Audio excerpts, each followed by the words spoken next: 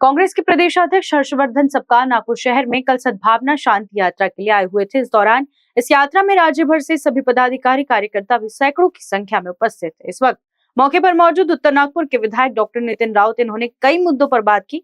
आइए जानते हैं। वो तो भारतीय जनता पार्टी की पार्टी बनकर कार्यकर्ता बनकर कार्य करती।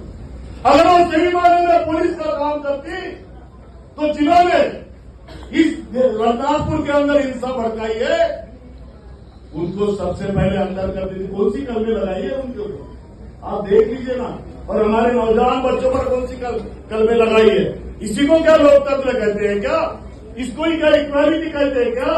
लिबर्टी इक्वालिटी फ्रेटर्निटी क्या होती है उसकी बात करना चाहिए। लेकिन आप राहुल गांधी जी को डरा नहीं सकते, ना वो डरने वाले।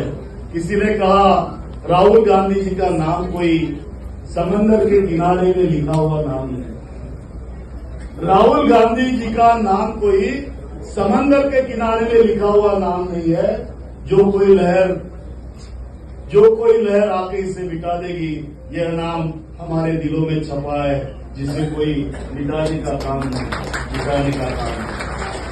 दोस्तों, मैं तो शुक्रिया अदा करना चाहूंगा, धन्यवाद देना चाहूंगा हमारे प्रांताध्यक्ष को कि उन्होंने राष्ट्रपिता महात्मा गांधी जी के कर कमलों पर चलकर यहाँ पर आज सद्भावना यात्रा का आयोजन किया। मुसलमान समाज के नौजवानों को इन्होंने गुनहगार बनाया है, लेकिन जिन्होंने वो वाकया किया, वो जो वारदात रची, उनको गुनहगार नहीं करा बनाया गया। उनके घर पर बुलडोजर नहीं चलाए गए।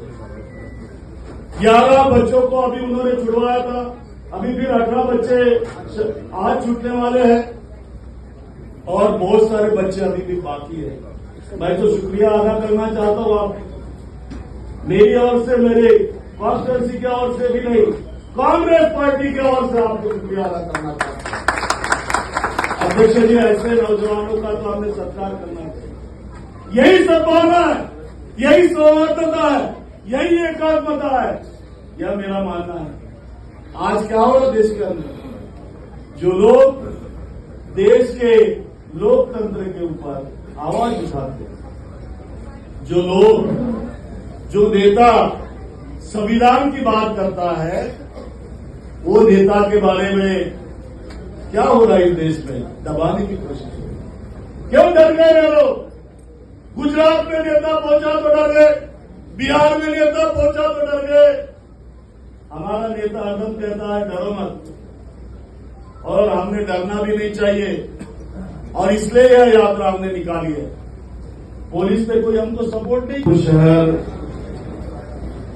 का जो फैब्रिक है, वो फैब्रिक दीक्षा भूमि और ताजबाग के दर्गे से पहचाना जाता है पूरे देश में और संसार में।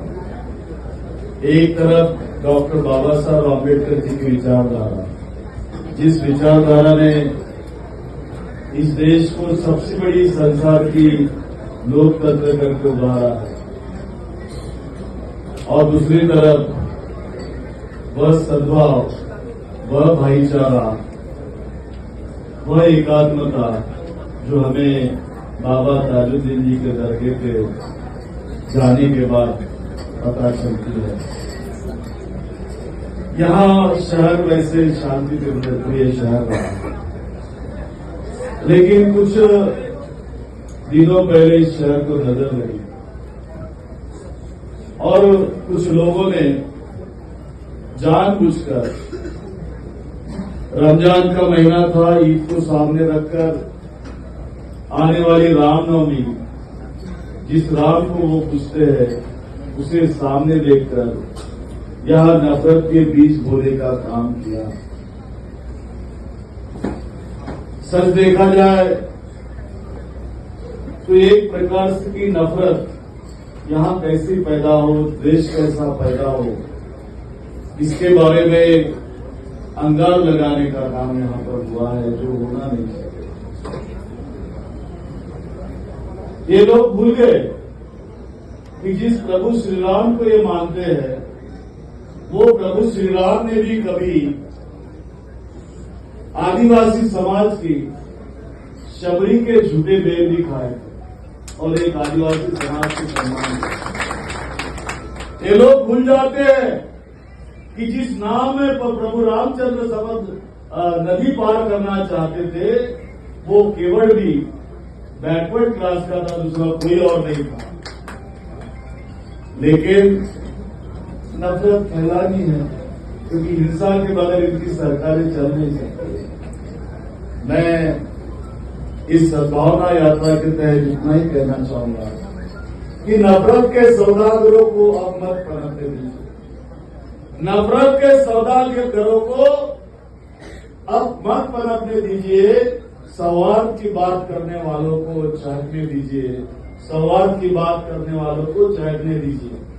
राष्ट्र के दुश्मन होते हैं नफरत के बीच बोलने वाले, सद्भावना की बात करने वालों को मारने दीजिए। दोस्तों, सद्भावना यात्रा क्यों निकाली जाती है?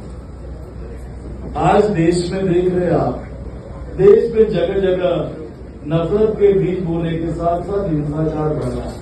दूर क्यों जाना, हमारे नागपुर शहर में खुलेआम गोलियां चलती है। कल रात पुणे के अंदर कोयटा गैंग ने कुछ लड़कों पर हमला किया, उनको मार डाला। क्या हुआ मस्ताजोग में भीड़ में? क्या हुआ फरवरी में? क्यों संविधान की प्रतिकृति को जलाया गया? आज जब सद्भावना यात्रा निकलती है तो ये पूछते हैं कि इसकी कोई जरूरत नहीं है। अरे जरूरत तो है। जो काम ब्रिटिशों ने किया था, अंग्रेजों ने किया था, वही काम आप कर रहे हो, डिवाइड एंड रूल का। आप नहीं चाहते कि देश एक रहे, मजबूत रहे, इस देश के अंदर मैत्री बनी रहे, प्यार बना रहे, मोहब्बत बना रहे, ये नहीं चाहते आप। जो लोग ये सवाल उठा रहे, मैं उनको पूछना चाहता हूं कि जिस दिन आपके शहर के अंदर कब्र की प्रतिकृति के साथ जहां हमारे पवित्र पाक कुरान की आयतें लिखी हुई है, उस हरी चादर को क्यों जलाया गया? तब आप कहा थे जनाब, तब आप रोकने तो नहीं आए। वो चादर किसने दी उनको? कहां से वो चादर आई? कभी अभी तक पुलिसों ने बताया नहीं है, ना उसकी जानकारी है। और आप कह रहे हो कि सद्भावना यात्रा गलत है। मुझे बताइए आप कि जब उच्चतम न्यायालय, जो सुप्रीम कोर्ट है हमारे भारत का, वो कहता है कि किसी के भी घर पर बुलडोजर नहीं चलना चाहिए। सरकार नागपुर आती है, पुलिस डिपार्टमेंट की मीटिंग लेती है, शांतता समिति की मीटिंग नहीं बुलाती, शांति करना नहीं चाहती, और पुलिसों को आदेश देती है कि बुलडोजर चलाइए और उनके घर गिरवा दीजिए जिन्होंने हिंसाचार किया। पहली बात तो यह है कि हिंसाचार किसने किया, किसने हिंसा को बढ़ावा दिया?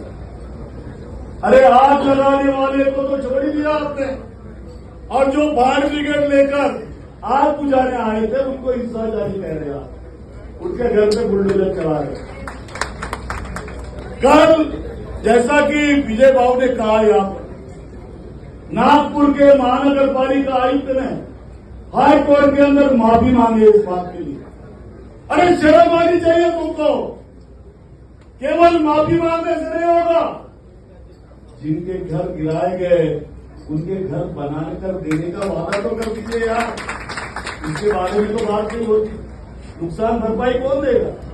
मैं खुद जाकर आया, यही छत्रपति शिवाजी महाराज के पुतले के बगल में पूरा डेवलपमेंट प्लान उसके मकान का मंजूर था, उसके बावजूद भी आपने उसको गिरा दिया। ऐसे लोगों को, ये तो कंटेम्प्ट ऑफ कोर्ट है जहां तक मैं समझता हूं। और मैं तो शुक्रिया अदा करना चाहूंगा जनाब, आज यहां पर सही में अगर किसी का सत्कार करना चाहिए यहाँ पे, तो एडवोकेट राशिद कुरैशी और उनके तमाम साथियों का करना चाहिए।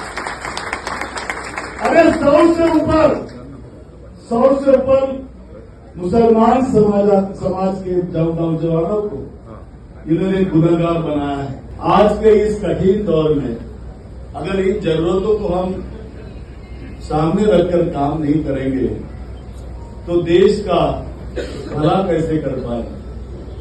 आज यह सब जो हो रहा है इसको अगर सही मायने में अगर हमको रोकना है तो मैं तो इतना ही कहूंगा कि सिकंदर हालात के आगे नहीं झुकता।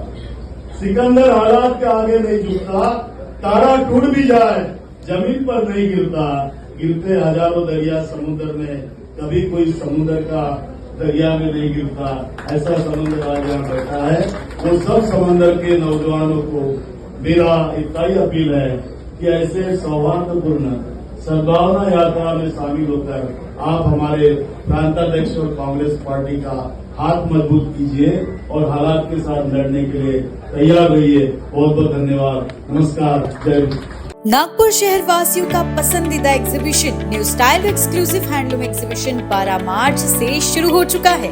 जी हाँ, यहाँ एक ही छत के नीचे मिलेंगे देश के कोने कोने से प्रख्यात कई handloom, clothing, home decor, jewellery और फूड आइटम स्टॉल्स, वो भी 20% डिस्काउंट के साथ।